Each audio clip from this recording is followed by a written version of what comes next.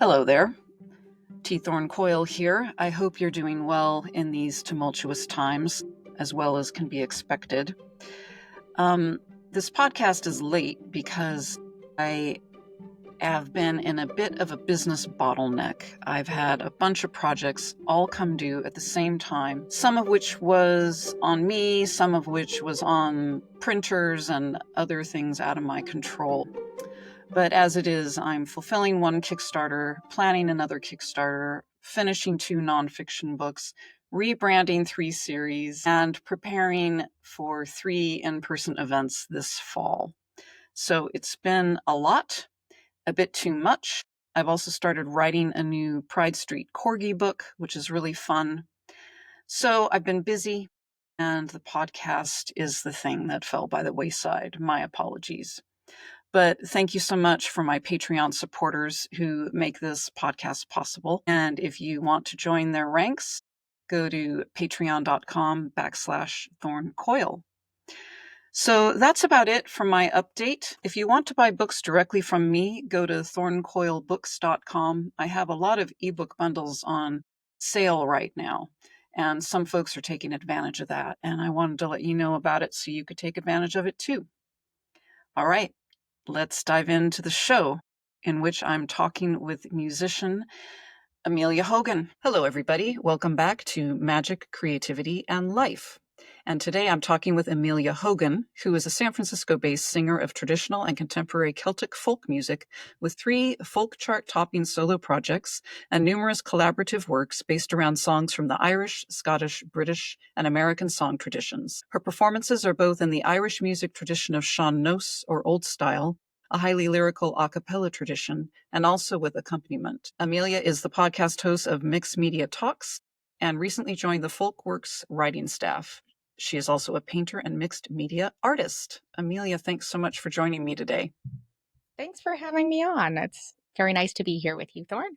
Yeah. So I know you're one of those people who's been a creative person for a long time, just like most creative people. Of course, I believe all humans are creative, but some of us are more active in what people consider the creative arts. And so I like to always ask people what your creative roots are. As a child, were you painting? Were you writing? Were you singing? Were you dancing?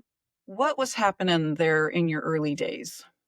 Well, so I think I have to sort of describe a little bit of my first impulse toward being creative. And I was told when I was several decades younger that the first memory that I had was when I was less than a year old of looking up at my father's mother's refrigerator magnets. They were these brilliantly painted, colored, vibrant red and yellow ladybugs. And I just wanted to like eat the color. Yeah. I think my first creative impulse was to just dive into that sense. And I think I was singing before I could walk. Wow. So I don't know that I could separate my sense of self from being a creative entity. That's interesting. You were singing before you could walk. Do you have a memory of that, or is that something people told you? Kind of both. Uh-huh. I would say that I have always been drawn to melody. I've always been drawn to a limbic system connection with my emotions and sounds. Mm-hmm. I think those things are also interrelated and hard to separate. Yeah. Yeah. So as a child, what forms did your singing evolve into? Like, were you mostly singing songs you heard? Did you make up your own music? Were you doing theater? How did that work in your childhood and teenage years? Well, part of it as a very small child was that I was raised in and a part of the San Francisco Folk Music Club. And my mother would take us to house parties, my brothers and I. And she would go, and as a writer, she would be sharing her composed or written songs in one room. And in the other room, the babbies would be left with the old folk. And I was hearing traditional singers dive deep into their love of ballads and traditional songs. And so for me, it was about learning songs from people rather than mostly recordings, although I did love recordings. And I was kind of a freak in my teenage years because there's this weird archaic kind of music that like that's not cool, Yeah. but I that's just what I knew and loved and was familiar with because that's what I'd been exposed to. And it turns out a lot of the people I found out later are highly respected scholars in these various traditions, but these are more family than family in some cases. That's amazing. So your mother was a or is a musician and composer. Yeah, she lives in Nashville, Tennessee, and moved out there in the 90s and makes her living writing songs and had worked at UC Santa Cruz as a physics professor in physics. She was in theoretical physics specifically on solar magnetism, but her Wow. other love was writing songs. And so she'd be in one place doing music industry things, and we as children would be left to our own devices. And for me, that was traditional singers. Wow. So that's amazing. I mean, so few people these days have that kind of an upbringing and have this family tradition and folk tradition that I think, at least in my mythic imagination, used to be more common in certain cultures Mm. than it is now. And, we've have distance, more distance from, the kitchen table music, right? Of people just sitting around in the kitchen and singing and playing together. But you ended up kind of being raised with that, which is amazing. I think myself very fortunate actually to have been able to be exposed to And this you thing. just froze. No. Oh, heavens. Okay. Am I back yet? I don't know. You're back. You're back. So you were about to say, I think I just. I've been very fortunate to be exposed to a thing that is not very common in the entire continent, really. It's just not a part of American culture. But I was around music scholars and academics who were raised in the traditions and all over the world. And so I got I got to experience something that even the cultures that they draw from or drew from had have long since shied away from, except in odd pockets of song tradition. So it's very much a person to person chain. That's beautiful. It's so human. And as I said, it's a thing that most of us have lost. So I love hearing that. I love hearing that you've had that experience. So I'm wondering, with those experiences, how did that or does that affect your creative practice? I think it affects me in the fact that I think of the music as alive Mm, and me as a conduit for the music rather than the other way around. mm-hmm. My job as a singer is to be in service to the song and people's connection to the song. Yeah. And it's not really about me. So it actually performing, this is so funny. I'm a performing artist and a recording artist, but in every choice I make musically, I am sort of philosophically approaching it from the perspective of being in service to the connecting people to the song and to Mm-hmm. loving it the way that I do, or helping sort of introduce them to this living entity or thing. Right. What helps you open to that to become that channel? I think part of it is learning it and finding what's true about the song for me. I have a harder time leading people to that narrative approach if I don't feel it or believe it or find something that's true for me in it. I think there's an approach to it, which is partly that I have a sort of mental bent toward the narrative. Mm-hmm. And I've developed my performing chops over the decades, but the performance is the purpose of it philosophically is to be in service to people connecting to the music deeply. So it doesn't necessarily have to be the technical side and all of that, but I don't want my technique or practice to get in the way of that song. Right. It strikes me, and I've seen this with other musicians and also with painters and writers as well, that there are people who their technique is astonishing, but I don't feel the connection and I don't sense the connection, right? And there are other people that might have a technique that doesn't feel as sophisticated or advanced, but the connection is so clear that I'm right there with them with whatever they're creating. And then, of course, there are the rarer people, I think, that bridge all of that, right? Their chops are high, they've practiced for decades, their technique is amazing, and they've got that sense of connection. And it strikes me that, in a way, artists have a choice, right?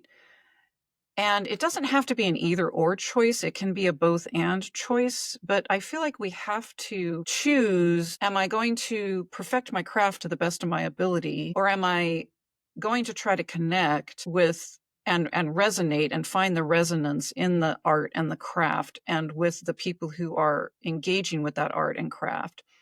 Or am I going to push further and attempt to blend both those things? What do you think about that? I think that part of my art school education was adding tools to my toolbox Yeah. and understanding that my job as an artist is to learn and know my craft thoroughly enough that I can be the most effective with the emotional connection and resonance, but to keep coming back to that as the source or most important, most high priority thing that I can be doing with that technical skill.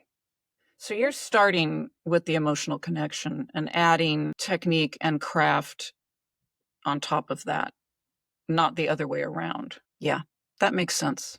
Yeah. So do you have physical or spiritual practices that help you with this process? I do. I kind of have to get into an open, playful headspace. Mm-hmm. And because of, I think, there's a trauma bit in there around my family, but my mother's technical skill is to such a high degree and lacks the emotional that it took me a very long time to be able to open up and get back into play space Right. around my creative process. So it's easier to work through panic attacks um, around some of my writing and some of my composing and some of my own work in that regard. But it's a definitely an intellectual process of letting go of judgment about Mm-hmm. what it needs to be and being Right. in the moment with the process itself. So Mm-hmm. part of that is a meditative approach where I go inward to a place where I can just connect with my body and environment and gods and spirits and and come back to kind of almost a thesis statement about what is it for? What am I doing? What's the root emotional quotient or spiritual quotient that is important? And so everything can then flow back into that framework. Mm-hmm. Mm-hmm. Do you have a steady daily practice or a weekly practice, or is it something you do before you sing? How does that work for you? Or is it all of the above? I would say it's more a daily practice. Um, and when I think about things in terms of a daily practice, if I put a label on it, it becomes harder for me to do.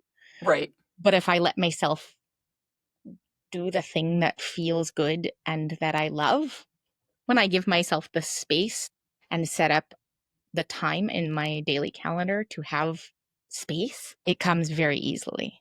Mhm. Yeah, that makes sense. It's breathing room. We all need breathing room. And I think art and creativity and spirit needs breathing room. I mean, we need a certain amount of structure as well, right? I mean, the song itself needs a skeleton to hang on, right? So again, I'm back to that a sense of balancing and give and take between structure and just opening, or structure and connecting.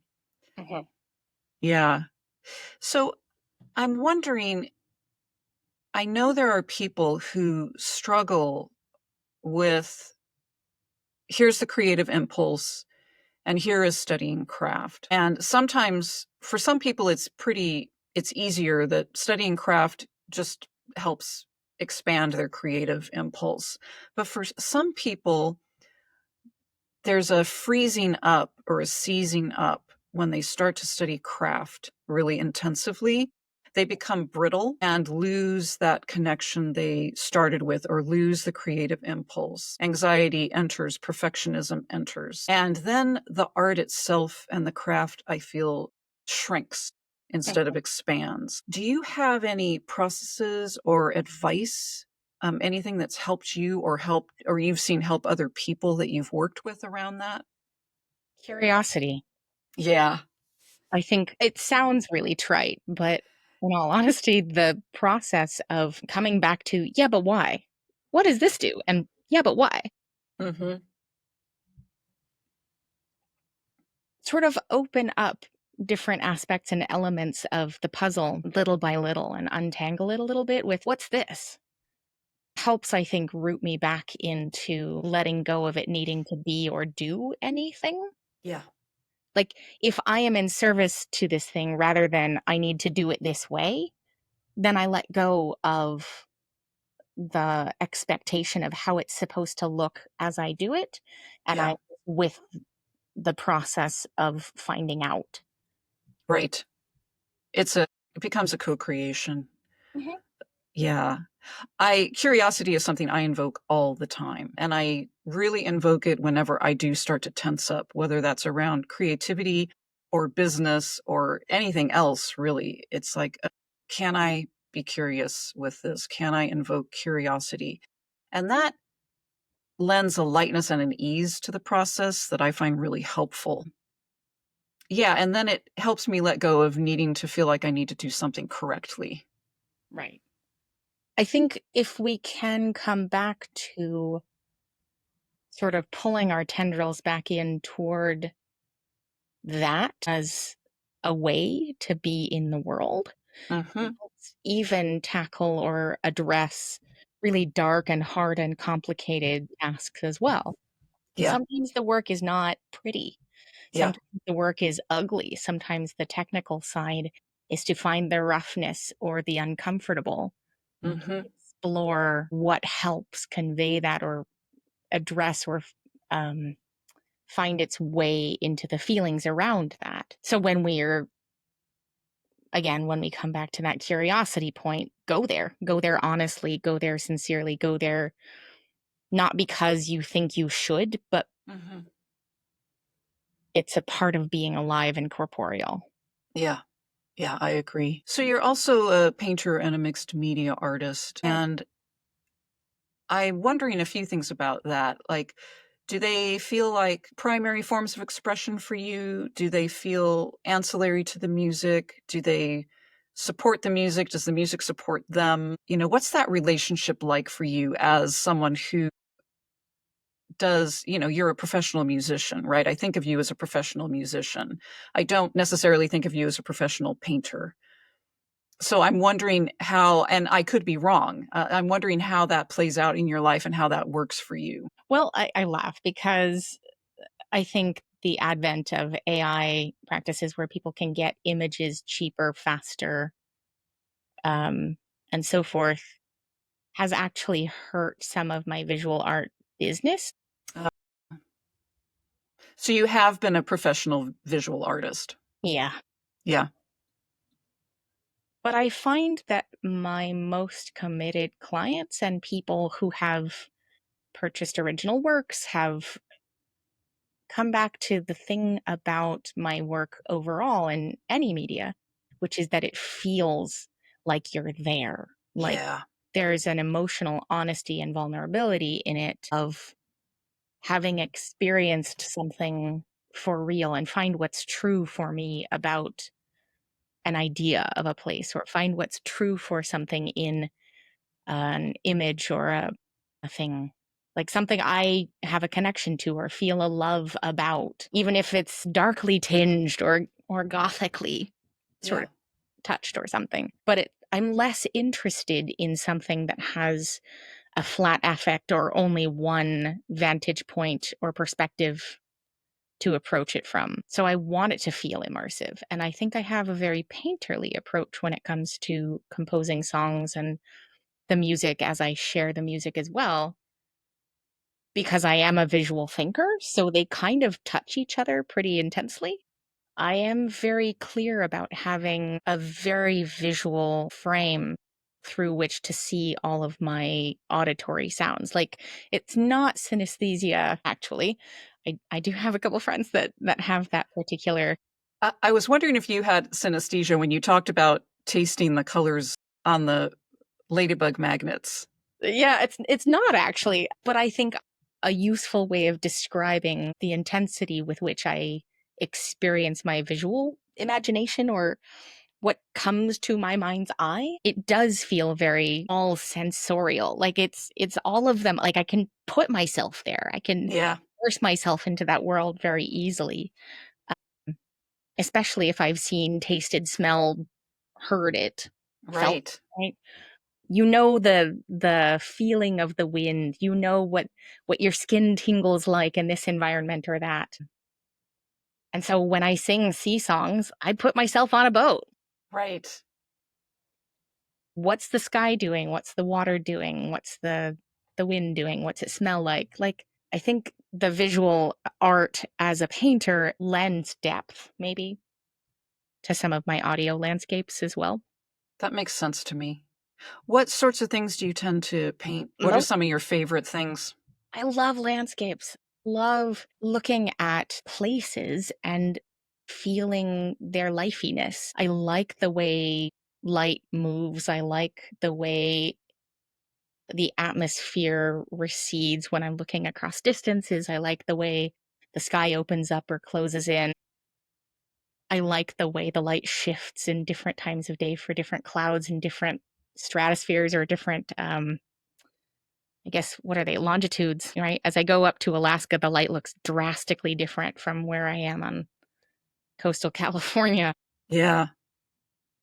Well, that coastal California light is something else. I'll never forget moving from Los Angeles to San Francisco, and the light in San Francisco was so different than it was in Southern California. And then as I moved further north to Oregon, I also moved a little bit inland. I mean, I'm 2 hours from the coast, and the light is very different here. The sun is different, you know, and that all affects my creativity because it affects who I am and how I respond to the world, right? I am in my environment, I'm not separate from it. And I am drinking the water here and I'm eating the food here and I'm engaging with the light here. And the length of day or the shortness of the day is quite different from the place where I was a child. And so all that shifts my creative expression.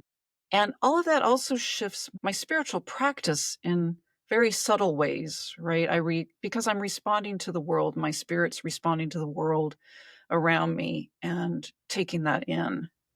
Mm. So I love that you're talking about, that both in your landscapes and in the music, your relationship with environment, with the world around you, with Mm. all the senses, right?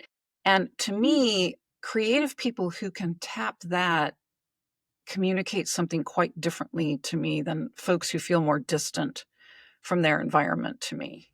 Mm. I think there's a mistake in assuming that we are not that the land belongs to us rather than us be landing to the land. Like Yeah. I think one of the sort of philosophical underpinnings of the music traditions that I was so steeped in as a child was understanding my place in the world as rooted and having been Hmm. shaped by the landscape I was made from. When I listen to the old songs, the hundreds of years old songs of my forebears and all these people that have these long chains of the music tradition, there's a love of particular landscapes and trees and rocks and stream formations and the tides and the way that they move in different seasons and I feel like a lot of Americans sort of are unmoored from that connection and that love of a place that they continue to have a relationship with or they don't continue with a particular relationship but I think if I as an artist can help people find their feet under them and a love of the land that they do occupy in a given moment, then we can begin to have relationships that we understand better and treat better. Well, yeah. I mean, it changes culture, it changes society, it changes manufacturing. It changes what our priorities are, what we're spending time and money on and attention on, right? The more connected we are to the reality that we are part of nature, the more that shifts our consciousness in every realm. Hmm. And I think that is one thing that some artists have to offer, right? And so someone like you who carries these older traditions forward, that feels like a gift. You're saying, hey, look, people used to know this stuff and you can know it too. People used to feel these things and you can feel this too. I think the biggest compliment I ever get is when, after a show or something where I've shared these songs I love, yeah, I mean, it's nice to hear, like, you have a pretty voice. But the thing that makes me feel like I've done my job with my craft better and like I've done it successfully is when people sort of tell me their stories of how they found themselves or something about themselves in the music. They're like, "You cracked me right open, and here's my child, and here's my grandchildren, and here's my long departed spouse, and I remember my childhood when," and like they feel and find themselves because they've touched the songs and allowed the songs to touch them and begin to have a relationship with the songs. Uh-huh. Uh-huh. And I think my job is to make that immediately accessible. Yeah. You're talking as, an artist, a singer, a painter who connects with the land, who connects with tradition, who is a conduit to be of service, right, to the song, to the work, to the people. And to me, that all sounds like a very spiritual activity, right? Yes, it's rooted in the body, it's rooted in the voice, in raw materials, all of that. But the way you talk about it reminds me of the way people talk about ritual, Hmm.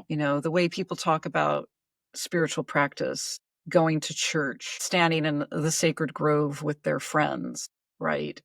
There's something that's very primally spiritual about the way you talk about it that I find interesting Hmm. and not surprising. I mean, I think if I intellectualize it too hard, I can remove myself from the immediacy of my. It's almost a feral approach, right? Yeah. And I think part of it is that because these song traditions are an expression of an indigenous practice and several indigenous practices, and in many cases, they're the threads of indigenous practice the world over. They're the way that people connect with their communities and environments, and it is a kind of church. When I do a performance in a hall, people have been in church with me.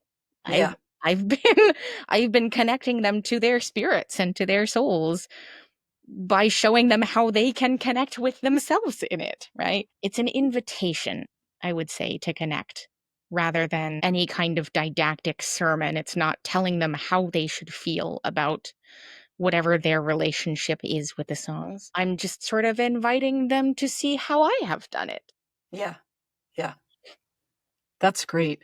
Connection is my primary focus in all of my forms of artistic and self-expression too, right? It's always for me about how am I connecting? And as you said, I'm not necessarily even conscious of that in the moment. I'm just being a conduit and letting things move through me. But my overarching wish is to have that connection Hmm. with other human beings through my work.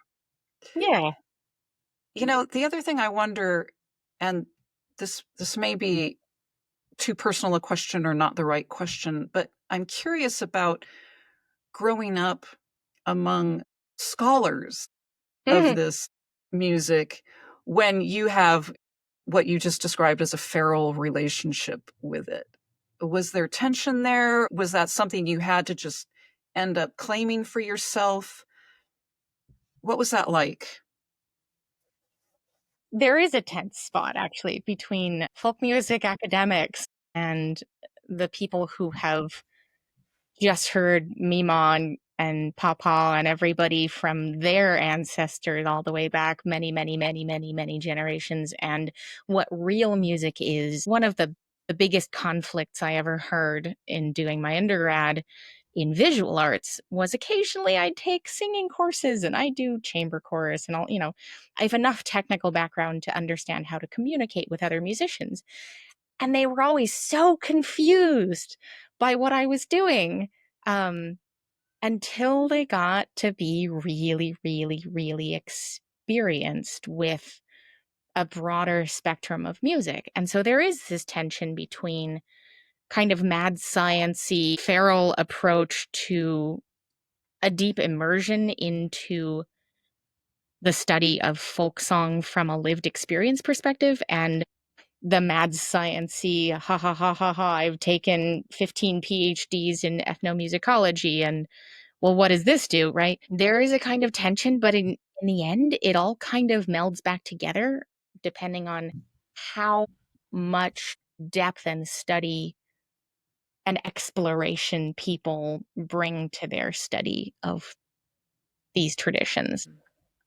Well, and I think there also has to be a how much they're willing to bring to Hmm. it, right? Because sometimes the purely intellectual and purely academic can be a distancing technique, right? From the emotional, from the physical. And I certainly had that myself, right? For years, I used, I mean, my intellect, think of myself, I used to be intellect first.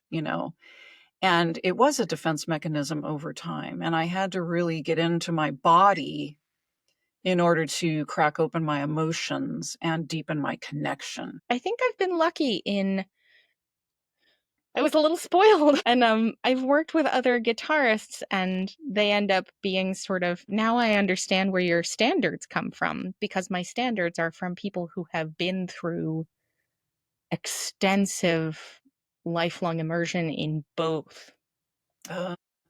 Uh, The very first person that I ever performed with was a guy named Ray Frank, and he was the A-line guitar accompanist for all these major name performers and artists in the 60s, 70s, 80s on forward, and studied under Andres Segovia from a technical classical background. So he's got all these technical experience, but then lifelong summers hiking and backpacking in the hills of Maine, picking blueberries in the summer and learning things in New Brunswick and fishing. And like, you kind of have to have both in equal measure or in as intense a measure as possible in order to get the depth of both. And that's the first person that walked me into the world of performing. So I'm kind of spoiled about being able to think more freely. It's like jumping into calculus before learning all the aspects of algebra. yeah, And they're very different things, but they're very, useful for each other. yeah, But because I sort of leapfrogged some of the things as I grow older, I get to fill in some of the gaps, the technical gaps in the meanwhile as well. But because I have that philosophical underpinning, which is a little freer, um, I get to remain more open to what the emotions are doing at every point along the way. that makes sense to me. And you are fortunate. That's fantastic. Yeah. I love that for you. And I love that for everyone now who gets touched by your music or your art, right? That you bring that to us. That's beautiful. It feels fun to be able to help other musicians along the way free up their yeah, but what can you do with those chord voicings? Mhm. It's a different texture rather than remaining stuck in a a mindset which says only 1, 3, 5 chords are legitimate or something. Like, Right. well, yeah, but if you add a flatted seventh, that does something really interesting over here. What if you just bring in a slightly different chord voicing or a different root to that chord? What's that going to do? And it doesn't make it bad or wrong. And I think if I had any advice for someone exploring how to compose or find new ways is to just come back to being curious about understanding what is it? And why do I like that or not like it? Yeah. Yeah.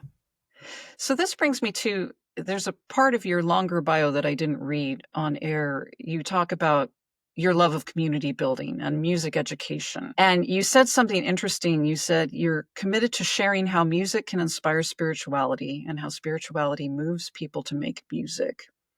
So I'm wondering if you can share anything with us about what you're doing with community building and music education, and that mix of music and spirituality you were talking about. I think I'm introducing people to a broader paint palette, Mm, what's possible. So recently, and coming up in a couple of weeks, I've got some teaching opportunities, sometimes with children, and they start getting stuck or being told that's bad.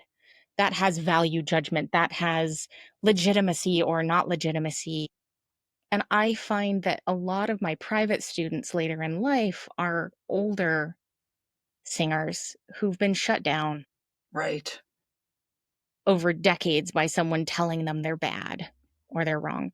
And every professional musician I know has heard someone say, "I wish it were better," or "you could improve." And of course we can all improve. Like Yes.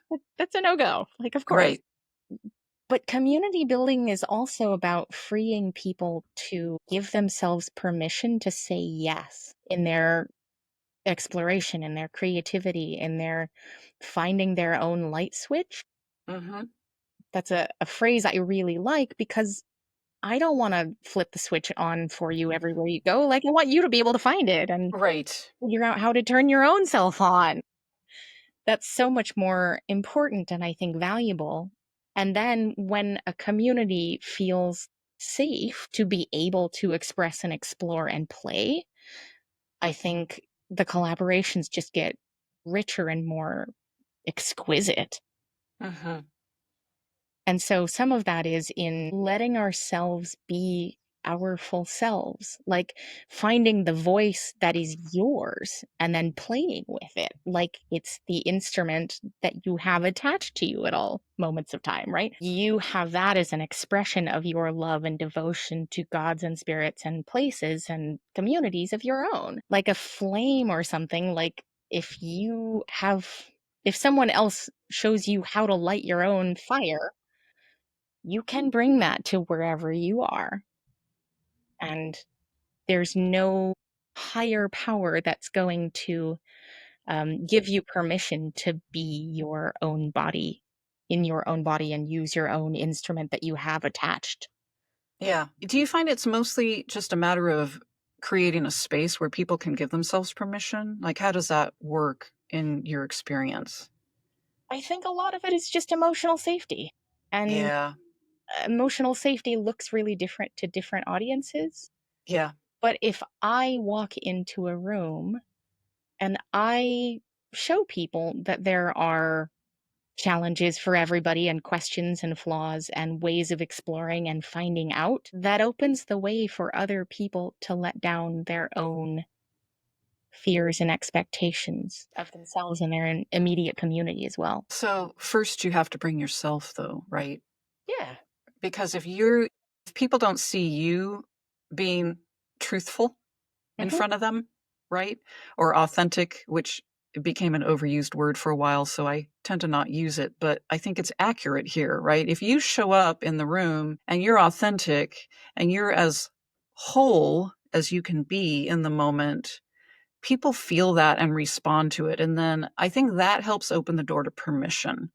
I Hmm. think if we enter a room and we enter a room with, some sort of false perfection, then people sense it's not safe, right? Our animal body knows there's something off here, right? You're not being truthful with me in the moment. So therefore I don't feel safe enough.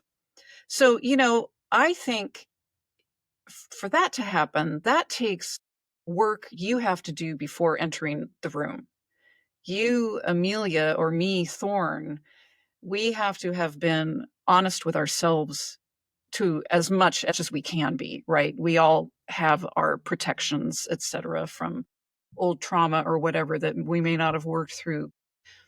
I feel like the more we can do that work in advance, then when we go to connect with community, together we can build a safer space. Whereas if we haven't done that work in advance, it's harder. And I will say that as someone who does performance as well as instruction, those are two different spaces you're setting up safety for. For a performer, sometimes I have to bring Mommy Fortuna's fake horn on the real unicorn for people to be able to see that it's a real unicorn they're feeling and experiencing. And so, yeah, there are the trappings of performance craft, like Sure. hand gestures and bigger motions and that kind of thing. And the clothes and the makeup and the lighting, right? Like there's all the trappings that help you Right. see what's actually there and be present for it and have that get that toe in the door of being able to connect to it. But there's also like the workshop space is a slightly different way of opening, of making it seem available or reachable. So, what feels different about the workshop space then? I think a workshop space has a different kind of formality or less of a polish or a trying to make it look just so ahead of time for someone to be legitimately believed. I Right. think So, we're it's all in this together. yeah, and I think if I'm really honest, those are my favorite performances, right? Yeah, that I don't makes have to sense. work so hard to put the trappings on in order for people to see or feel or experience it as real. Yeah. I mean, it strikes me as the difference between when I'm in my home in the morning, I will, you know, pick up a crystal, I will light my candles, I will do my breathing, I will say my prayers, I will do all that kind of ritual stuff, right? It's the cup means something to my subconscious, the candle means something to my subconscious. Those trappings help me connect. But if I'm out walking and communing with flowers and trees, it's a similar energy, but I don't need any trappings because I'm just present with the world. Right. And both are valuable. They just connect in different ways. And sometimes they help focus our ability to see what's important there. Yes, Like I agree. that's the point of tools. Yeah, I agree. I agree.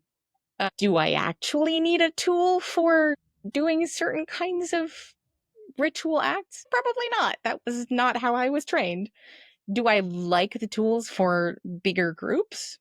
Yeah, because they can see and focus on that thing a little more Yep. clearly, right? Yeah. Otherwise, I find that people's intellects sort of play tug of war at the subconscious about like why they're experiencing what they do, and they end up sort of spinning inside Hmm.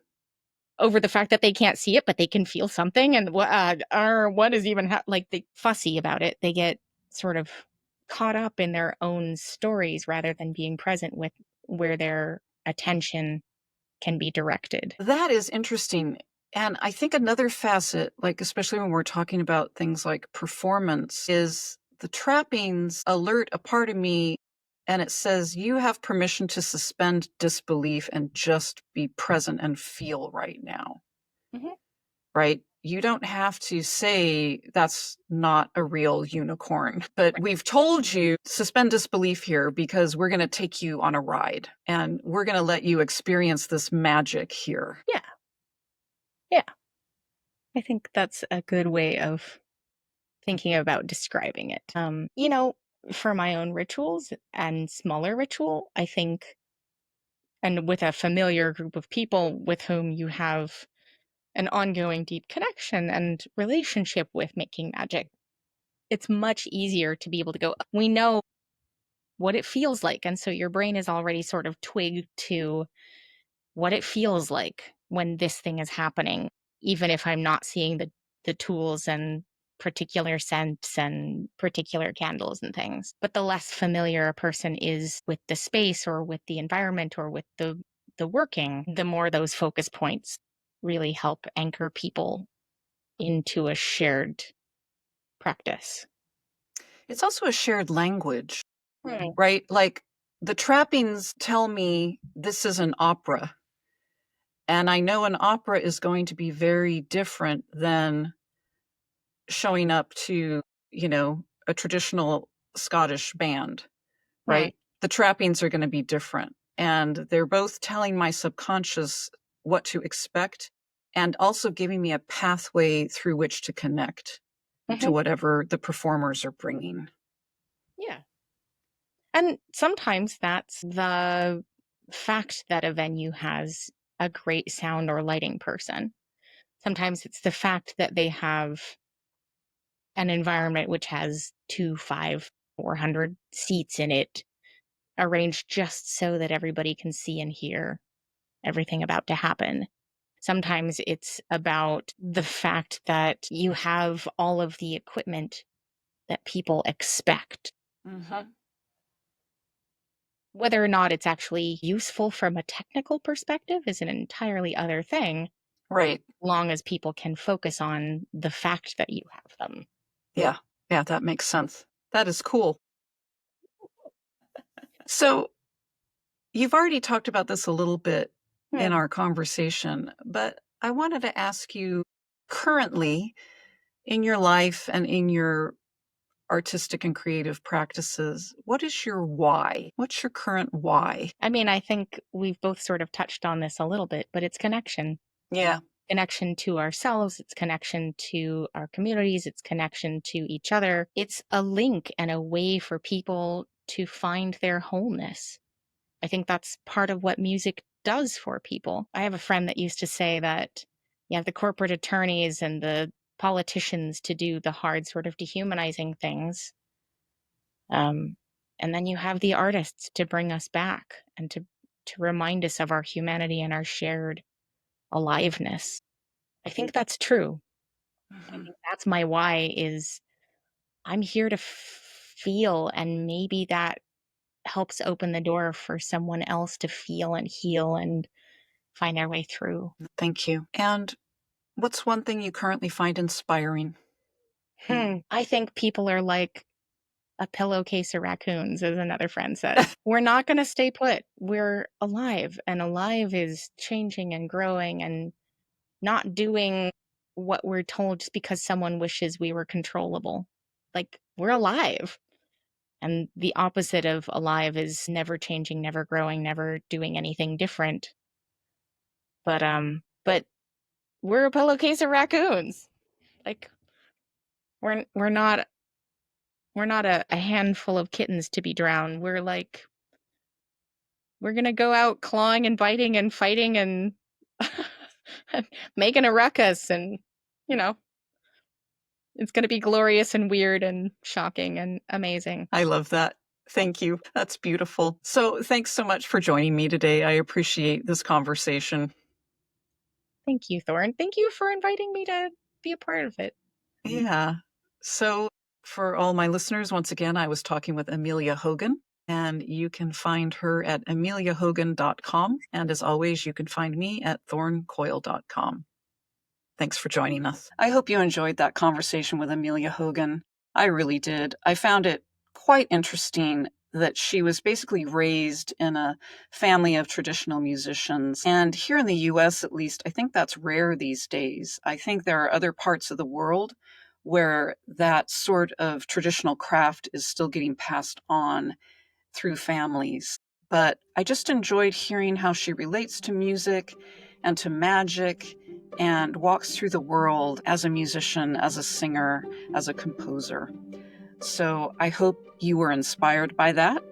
And I hope you're inspired to do something creative yourself, which for me is the point of these conversations. The world needs more creativity, especially during times that feel really, really hard. So thanks again for joining me. And as always, you can support this podcast at patreon.com/thorncoyle. Have a magical creative day.